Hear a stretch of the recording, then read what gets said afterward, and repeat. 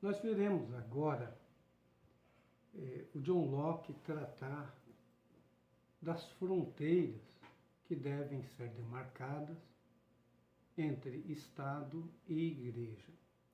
E aí eu chamo a atenção de vocês para esta parte específica da carta, que é a que mais me interessa aqui, porque ela vai acenar para a gente com a questão da laicidade do Estado, a instauração de um governo civil e colocar a igreja no seu devido lugar. Então ele vai dizer o que é próprio legalmente a uma igreja, né, que leis que ela pode ter e que leis que o Estado pode ter, uma vez que a igreja também está submetida a algumas leis do Estado.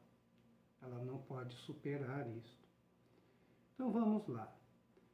Então ele faz aqui uma distinção entre Estado e Igreja. Primeiro dizendo o seguinte: ninguém pode impor-se a si mesmo aos outros, nem como súdito do príncipe, nem como fiel. Então, não se faz aqui uma imposição de fé. Então, do início ao fim, ele vai defender a fé como algo inerente à liberdade do homem. Então, a fé, ou ela é aceita livremente, ou ela não é fé.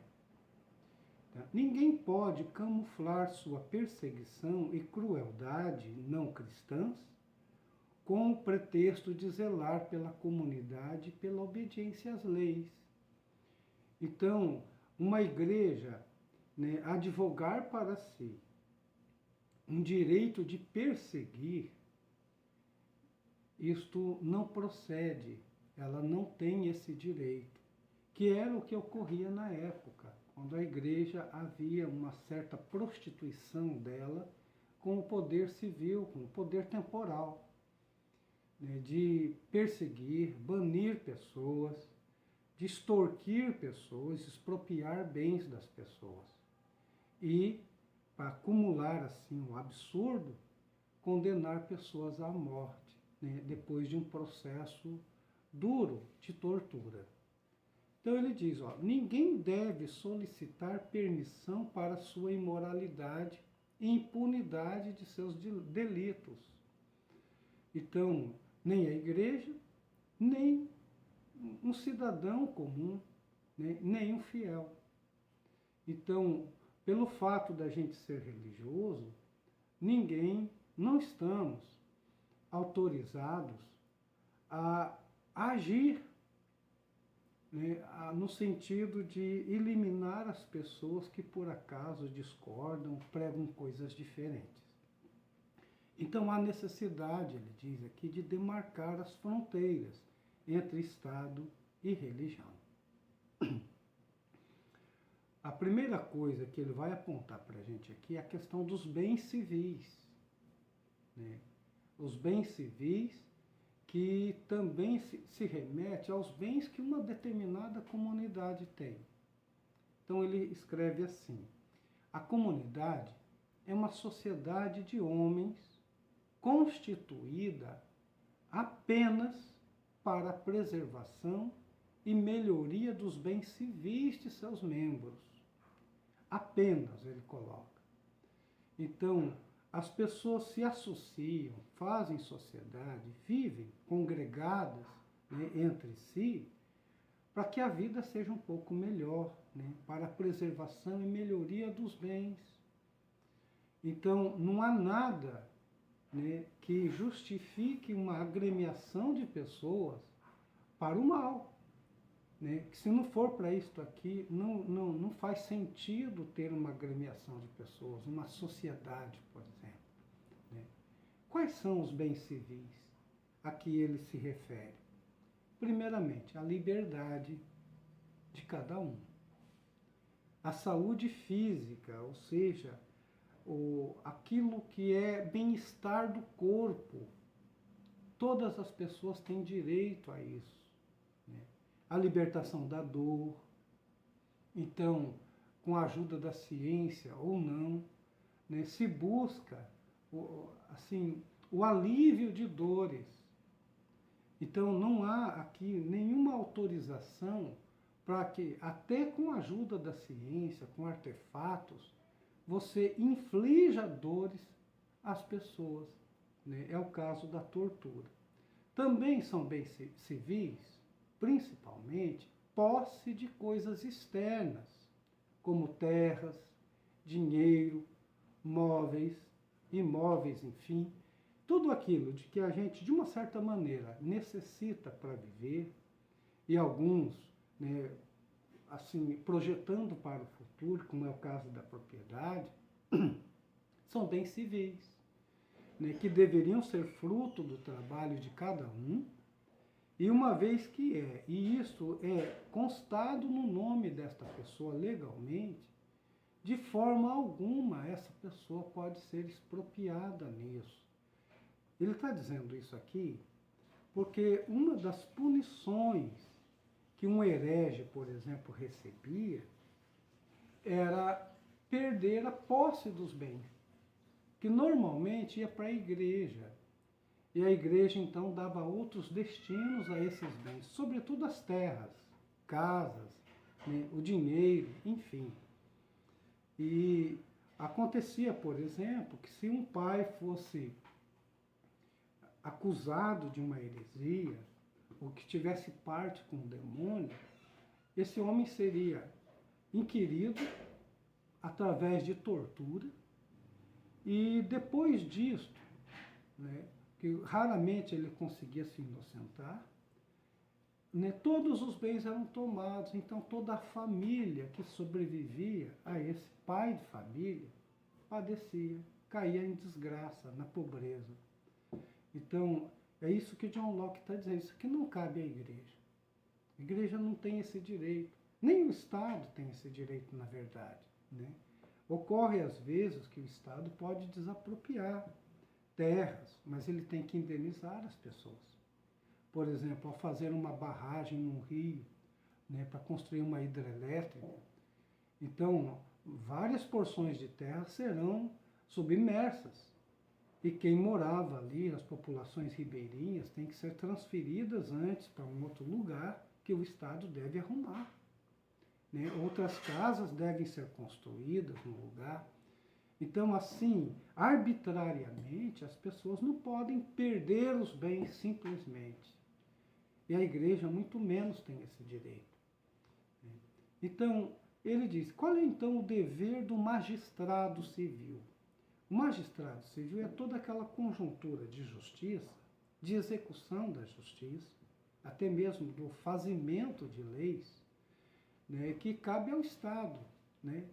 Então, o dever desse magistrado civil é assegurar, com leis uniformes e imparciais, a posse justa dessas coisas que pertencem a esta vida. Então, é do âmbito do Estado proteger a propriedade das pessoas. E o John Locke coloca aqui que propriedade não só são os bens externos, mas também os bens que pertencem ao próprio corpo, como a própria vida, a saúde e assim por diante. E ele diz ainda mais que a violação destas leis requer punição. Agora, quem vai punir a igreja?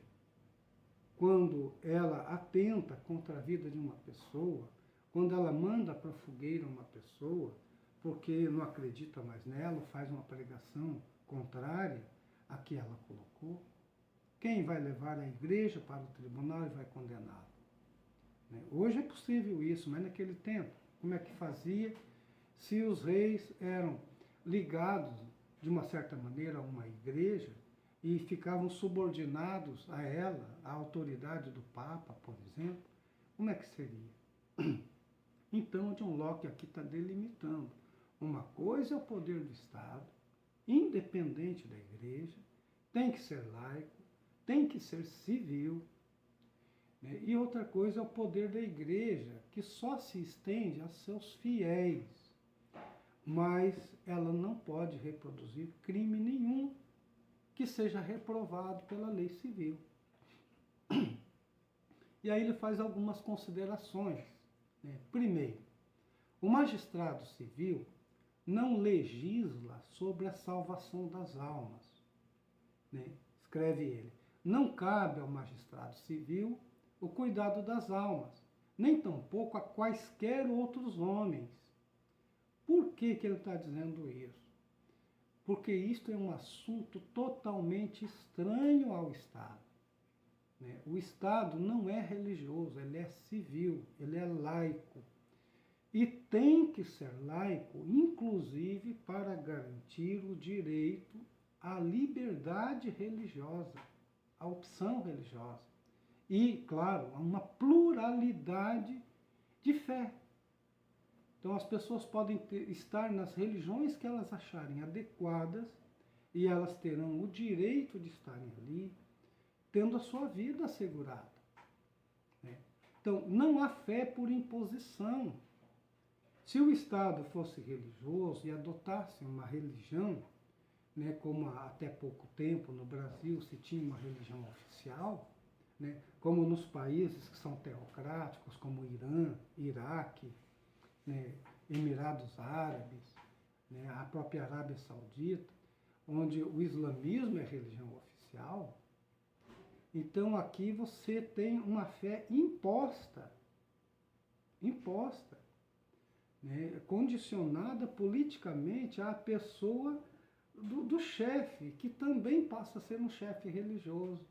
Né? A gente teve muito isso na antiguidade e aí continuamos tendo, né?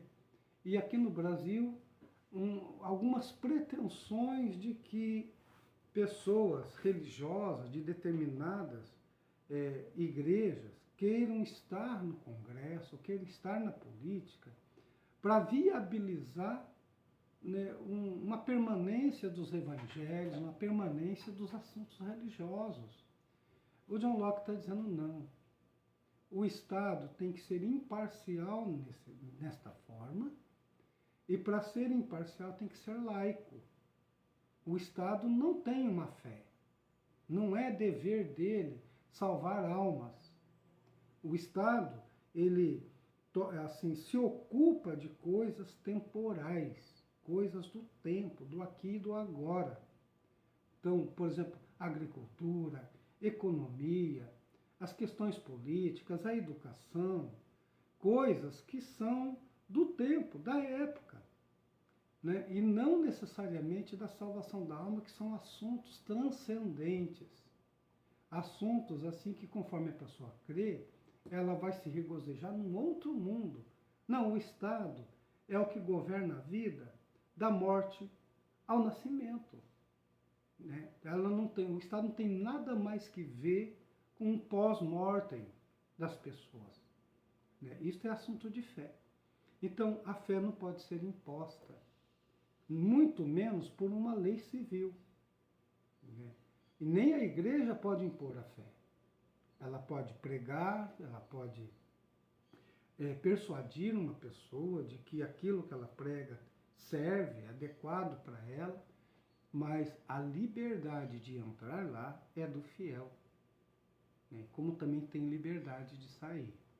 O segundo ponto que ele coloca nesse sentido de fronteiras, desses poderes, é o cuidado das almas não pode pertencer ao magistrado civil, porque seu poder consiste totalmente em coerção. Então, olha que interessante. O Estado, ele é detentor da força. Né? Todo cidadão renunciou ao seu direito de vingança, renunciou ao exercício da força privada dele mesmo e colocou sob responsabilidade do Estado, né, numa questão que a gente depois vai chamar de Estado de Direito. Mas o Estado, sendo de direito ou não, sendo democrático ou absolutista, o local do Estado é, assim, o local prioritário do exercício do poder. O poder é coercitivo. Todo Estado exerce uma coerção. E no caso do Estado de Direito, a coerção é a força da lei. Né? Então, é próprio do Estado obrigar as pessoas, impor realmente. né? E se for necessário, o Estado tem forças constituídas até para fazer violência, como é o caso dos seus exércitos e das forças policiais, que podem existir tanto no âmbito federal, quanto no âmbito estadual, quanto no âmbito municipal.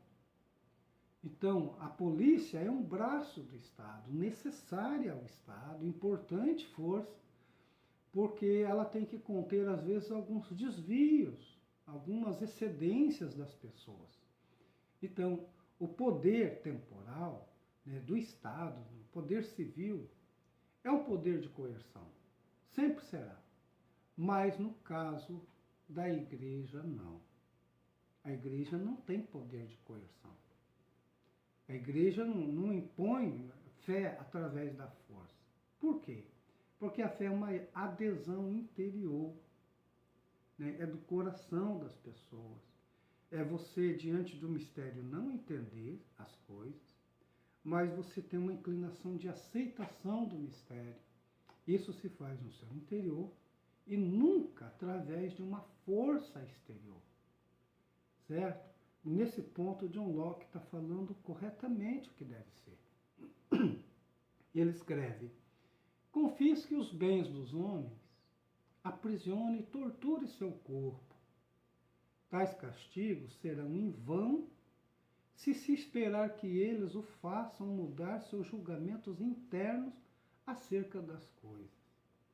Então, por exemplo, à base de pancada, de castigos físicos, de tortura, a pessoa pode até assentir em viver conforme aquela pessoa, aquela instituição que está sendo mais poderosa do que ele no momento, ele pode até assentir de fazer o que estão lhe pedindo.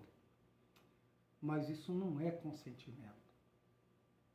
Então, é assim, um serviço inútil querer que as pessoas acreditem por força. Por exemplo, querer que uma pessoa não fale contra um dogma de uma religião, porque tenha logo adiante ali a ameaça de prisão, de tortura e de morte, pena de morte. Então, a fé não vigora aqui, né? Porque a fé é uma adesão livre da vontade humana. Tá? Isso John Locke está dizendo aqui, né? Então ele diz o seguinte: olha, uma coisa é persuadir, outra coisa é ordenar, né? Então, uma igreja pode persuadir, ela pode, mas não pode ordenar, né?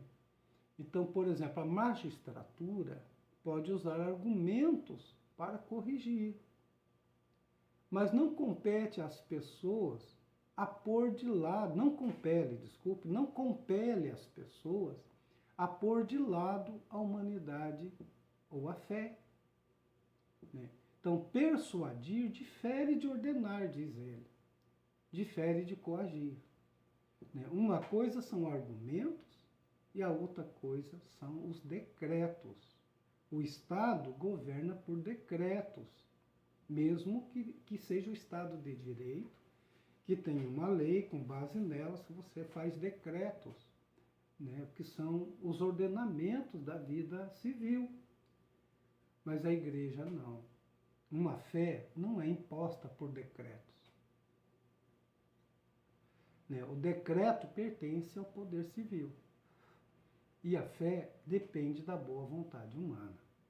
Tá? Então ele está demarcando aqui o princípio que é, né, a relação aqui do que cada instituição aqui, né, o Estado e a Igreja, né, tem, né, assim como essência de si, né?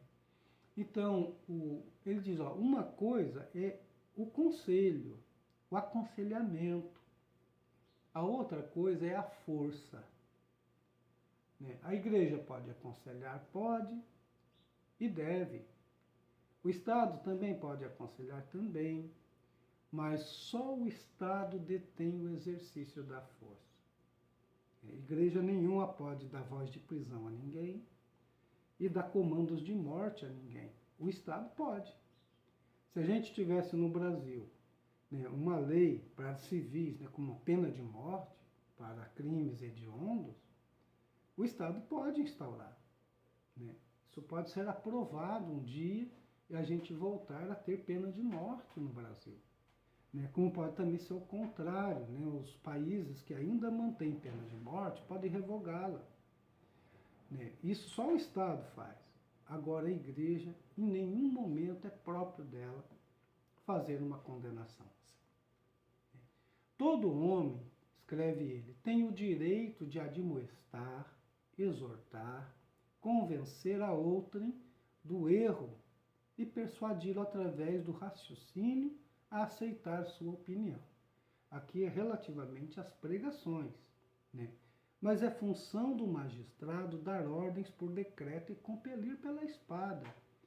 Então, a presença do Estado, normalmente quando tem um conflito, um dissenso, é comum de acontecer. O Estado envia suas tropas policiais ou tropas de exército para fazer frente àquilo que está sendo uma ameaça, né, principalmente na ideia dele. Né? Então, são as repressões que a gente tem. O Estado pode fazer isso, a Igreja jamais.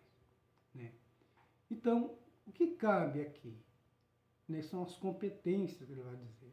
Afirmo, pois, que o poder civil não deve prescrever artigos de fé ou doutrinas ou formas de cultuar Deus pela lei civil. Seria aqui ridículo que o Estado fizesse isso.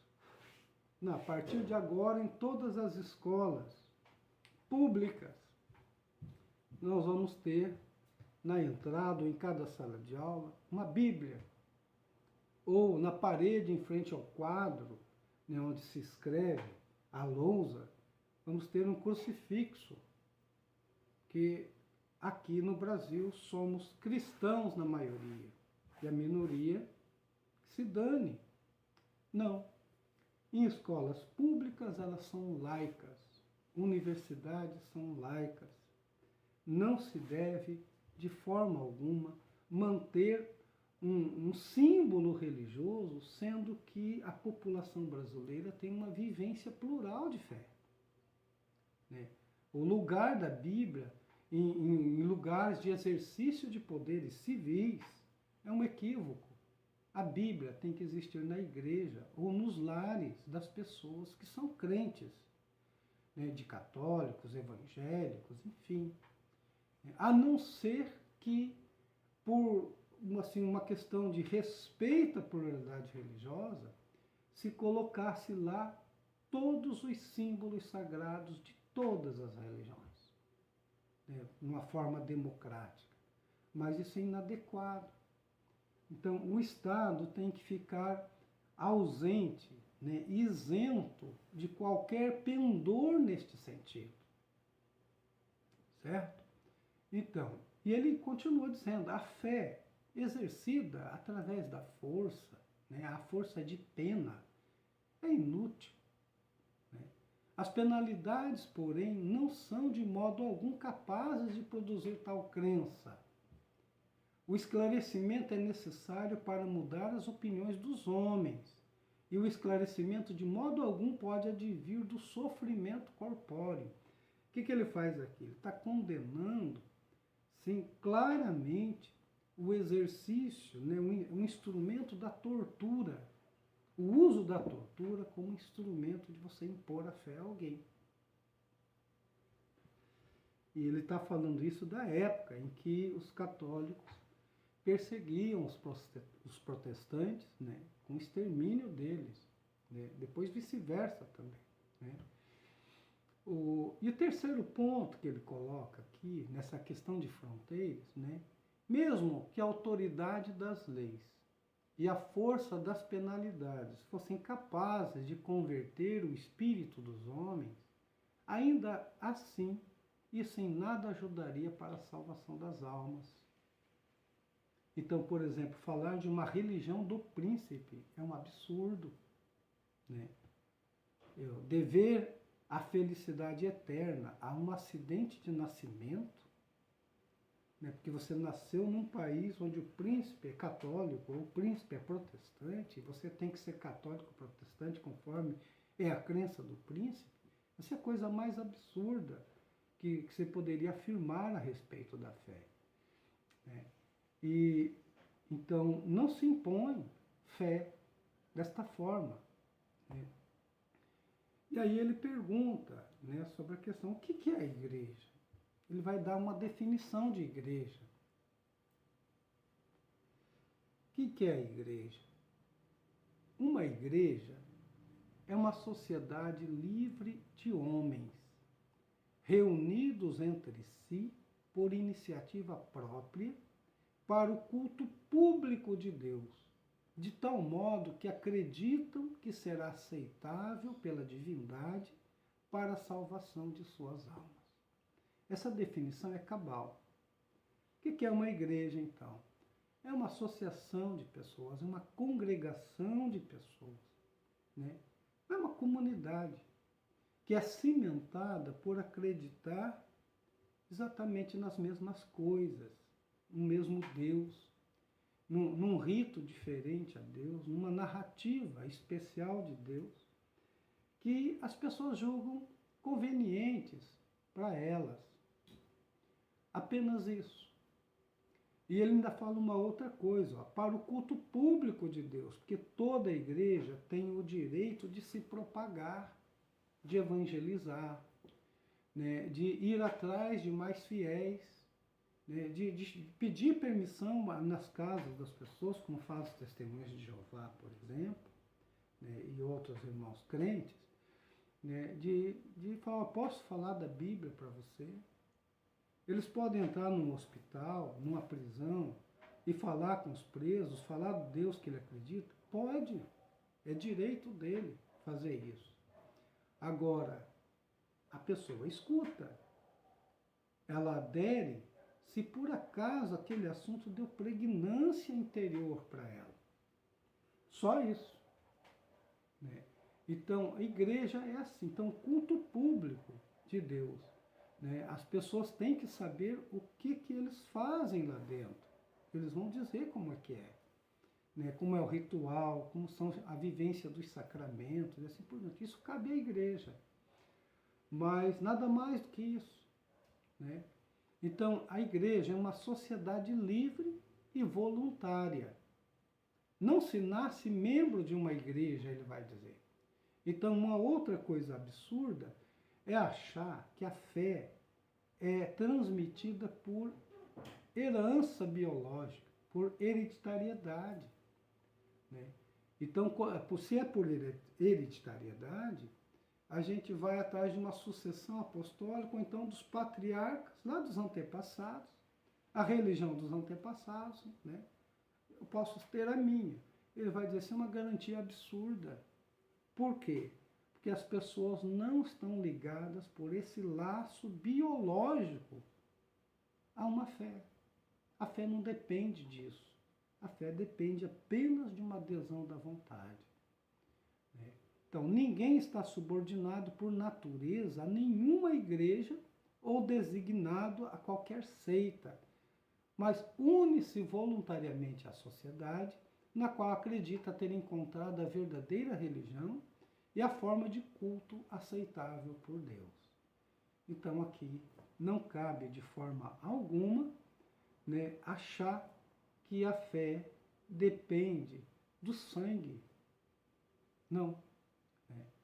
Então ele continua, a esperança de salvação é a única razão para a permanência. Por que as pessoas vão para as igrejas, procuram determinadas religiões? Porque ali tem uma narrativa que acena para a salvação de uma condição humana, de condição de mortais, né? Como o Luc Ferry vai dizer mais tarde para a gente, né? Agora o Luc Ferry é um filósofo ainda vivo, né? Nós temos medo de morrer. A religião é sempre um consolo. Ela promete ressurreição, no caso do cristianismo, né? Outras prometem, assim, resolver esse medo que a gente tem. Então, as pessoas vão atrás disso numa esperança de salvação, né? Então, isso presume a liberdade de entrar e a liberdade também de sair, né? O próprio Santo Agostinho, a gente viu lá atrás, ele foi maniqueísta. Depois, viu que ali não respondia a tudo que ele queria, ele saiu. Depois se converteu ao cristianismo e morreu como cristão, né? Da mesma forma, uma pessoa pode ter sido educada como cristã, como Nietzsche foi, e num determinado momento não querer mais aquela fé, achar que tudo aquilo ali é uma narrativa que não lhe diz mais respeito, e ela se declarar ateia, não crente mais. Tudo isso é direito da pessoa. E por isso ela não deve sofrer perseguição alguma, né? Então ele vai dizer, laço algum é indissolúvel, nesse sentido, né? Então, concluindo, a igreja é, portanto, sociedade de membros que se unem voluntariamente para esse fim, né? O fim de salvar-se a si mesmos, certo? Vamos desligar um pouquinho, já já a gente continua com a mesma temática.